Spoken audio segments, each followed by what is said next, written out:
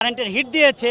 আমার মা মারা গেছে, আমার মার জানাজা দিতে পারি নাই, বাড়ি ঘরে যাইতে পারে নাই, এখন পর্যন্ত বাড়ি হারা, ঘর হারা, গৃহহীন হারা। সে বুক ফুলে বলেছিল যে আমাকে দেশ থেকে কেউ এই ক্ষমতা থেকে হটাতে পারবে না। একটা দানব আমাদের রাষ্ট্রের, আমাদের বুকের উপর দাঁড়িয়েছিল। সে দেশ থেকে পালিয়ে যেতে বাধ্য হয়েছে।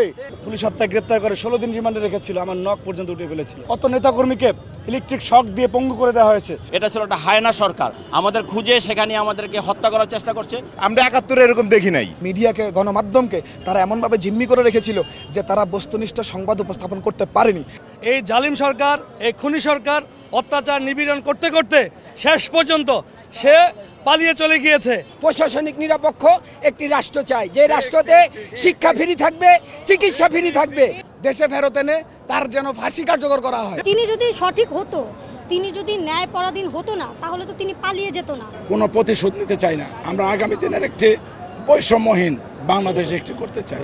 আমার একটা কর্মী, তাকে যেইভাবে ডিবিতে নিয়ে নির্যাতন করেছে, সে হাঁটতে পারতেছে না। দেখেন, কারেন্টের হিট দিয়েছে, বরঞ্চ বলতেছে তোর নেতাকে, তার নাম্বার দে। ও আমার কথা বলতে চায় নাই, তখন তাকে কারেন্টের হিট পর্যন্ত দেওয়া হয়েছে। তাহলে নির্যাতনের শেষ প্রতিচ্ছবি কী হবে? এই দেখেন, তাকে বেলেট দিয়ে পোজ দেওয়া হয়েছে, সে আমার নাম বলে নাই, কিন্তু তাকে এই যে হিট দিছে, এইখানে পোজ দিছে, রক কেটে দিবে, ভয়ভীতি দেখিয়ে আমার নাম্বার নিছে। নির্যাতনের সীমা এটা হচ্ছে জাস্ট প্রমাণ। এই প্রমাণের বাইরেও যা আছে সেগুলো আপনাদের দেখাইতে পারতেছি না ভাই। 1 ডিসেম্বর আমার উপরে আওয়ামী সন্ত্রাসীরা হামলা করিয়া আমার এই পাও কাটে, আমার এই হাত কাটে এবং আমার বিরুদ্ধে 11টি মামলা দেয়। আমি 16 বছর আমি এলাকায় যাইতে পারি নাই, গতকাল আমি এলাকায় গিয়েছি। ঠিক আছে, কথা আমার উপরে যে নির্যাতন করেছে, পুরা চাঁদপুরে, পুরা কুমিল্লা, কোথাও এরকম নির্যাতন করেনি। আমার বাড়ি ঘর, আমার মা মারা গেছে, আমার মার জানাজা দিতে পারি নাই, আমার ভাই মারা গেছে, আমার ভাইয়ের জানাজা আমি যাইতে পারি নাই। এই জালিম সরকার, এই খুনি সরকার অত্যাচার নিপীড়ন করতে করতে শেষ পর্যন্ত সে পালিয়ে চলে গিয়েছে। এই দেশে খুনি হাসিনার কোনো পতন হবে, খুনি হাসিনার সুযোগ নেই, থাকার অধিকার নাই। তাকে শুধু দেশ পালানো না, তাকে দেশে এনে বিচারের আওতায় এনে বিচারের দাবি জানাচ্ছি আমরা আপামর জনসাধারণ। জাতীয়তাবাদী মহিলা দল আজকে 15-17 বছর ধরে আন্দোলন সংগ্রামে নির্যাতিত, নিষ্পাসিত হয়েছিল। তারা সবসময় স্বৈরাচার, একটা ফ্যাসিস্ট, একটা দানব আমাদের রাষ্ট্রের, আমাদের বুকের উপর দাঁড়িয়েছিল। এই দানব ফ্যাসিস্ট সরাতে আমাদের হাজার হাজার সন্তানের রক্ত গিয়েছে। এই রক্তকে আমরা বৃথা হতে দেব না। চলতেছি, রাস্তা ফিরতেছি, যে ফিরতে পারি না। 17 বছর বন্দি ছিলাম, অনেক ভাই স্বাধীন বাতাস নিঃশ্বাস নিচ্ছি। জেলখানায় ছিলাম বন্দি, আবার বাহিরে আসলে জেলখানা, ঘরে পলাতক, বন্দি নয় পলাতক, গ্রেপ্তার না হয় বন্দি। আমরা খুনি হাসিনাকে এই দিল্লি থেকে আমরা কোনো দেশে যেতে দিব না, এই দেশে ফিরিয়ে আনবো এবং এই দেশে তাকে আমরা বিচার করব। যে এই স্বৈরাচারী, অবৈধ, খুনি, লুটেরা যে সরকারটি ছিল, তাদেরকে কিন্তু আমরা বারবার করে স্মরণ করিয়ে দিতে চাচ্ছিলাম যে ইতিহাস কিন্তু পুনরাবৃত্তি হয়। কাজে আপনারা সতর্ক হন। তারা তো সতর্ক হয়ই নাই। আপনি যেটা বললেন যে সমস্ত কিছু কন্ট্রোল করেছে, গুম, খুন, অত্যাচার, নির্যাতন, নিপীড়ন। প্রশাসনিক নিরপেক্ষ একটি রাষ্ট্র চাই, যে রাষ্ট্রতে শিক্ষা ফ্রি থাকবে, চিকিৎসা ফ্রি থাকবে, গরিবের দিকে তাকাবে। আমি চাই সুন্দর একটা দেশ, হাজার হাজার লক্ষ লক্ষ ছাত্রের রক্তের বিনিময়ে যে স্বাধীনতা আমরা 2024-এ পেয়েছি, 71-এর স্বাধীনতা আমরা দেখিনি, 2024-এর স্বাধীনতা দেখেছি। এই রাষ্ট্রে যেন কোনো দুর্নীতি না থাকে, কোনো পক্ষপাতী সরকার থাকবে না, নিরপেক্ষ সরকার থাকবে, সবাই অধীনে রাষ্ট্র চলবে। এখানে নিরপেক্ষ প্রশাসন থাকবে, কোনো রকম দুর্নীতিবাজ এবং ঘুষখোর দুর্নীতির ঠাঁই এই দেশে হবে না।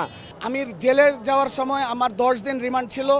আমাকে হ্যান্ডকাপ পরায় ফ্যানের হোকের সাথে আমাকে ঝুলায়া আমাকে রিমান্ডের নামে যে বর্বরোচিত নির্যাতন করেছে। এই রকমভাবে প্রত্যেকটা নেতাকর্মী, আমাদের বিএনপির এবং অঙ্গ সংগঠনের প্রত্যেকটা নেতাকর্মীকে একইভাবে নির্যাতন, নিপীড়িত করেছে।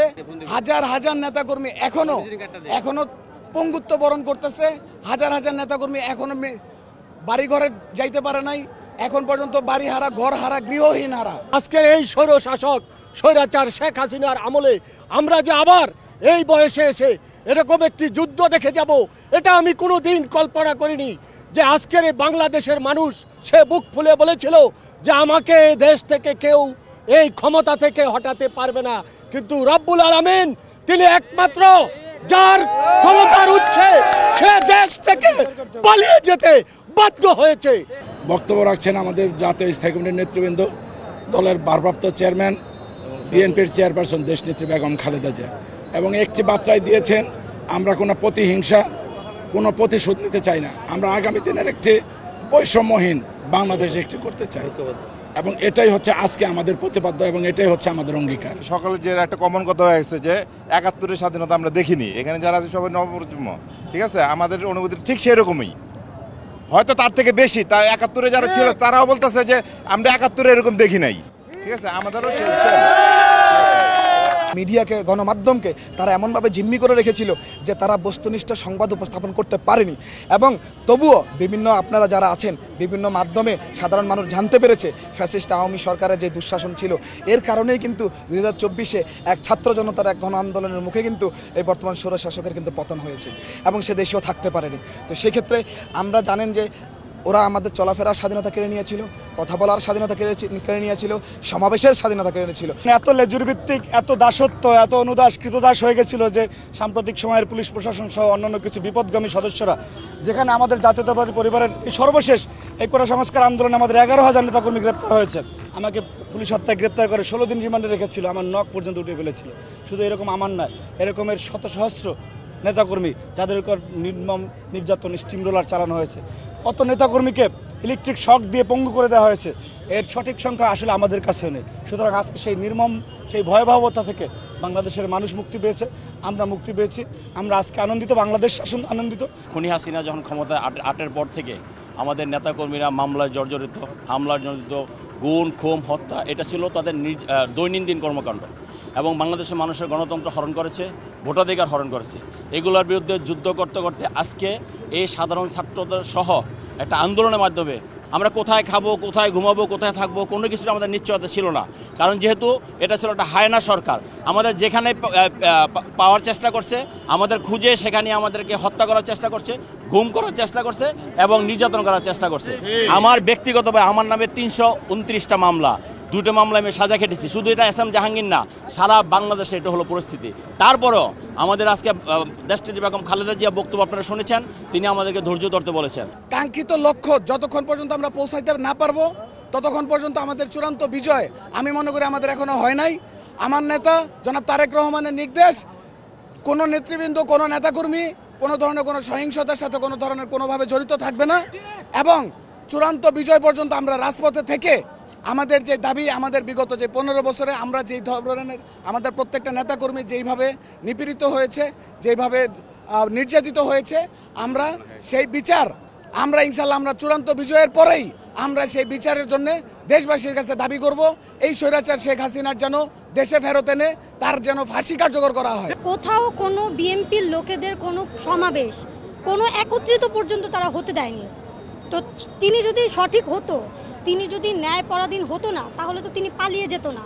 তিনি যেহেতু পালিয়ে গিয়েছে, তো এইভাবেই তিনি প্রমাণ করে দিয়েছে যে তিনি সেখানে রং ছিল। সে যদি রাইট থাকতো তাহলে কখনোই তিনি এইভাবে করতে পারতো না। আমরা কোথাও মাথা উঁচু করে কিছু বলতে পারতাম না, আমরা ভয়ে থাকতাম যে এখন আমরা এই কথাটা বলছি, পরবর্তীতে কিভাবে প্রেজেন্ট করা হবে, পরবর্তীতে আমাদের এইটার বিরুদ্ধে রুখে দাঁড়াতে আমাদের হ্রাস করা হবে, আমরা সেটার ভয় ভীতিতে থাকতাম। কিন্তু এখন আমাদের ভয়ের কোনো কারণ নেই, কারণ এখন আমরা পুরোপুরি স্বাধীন।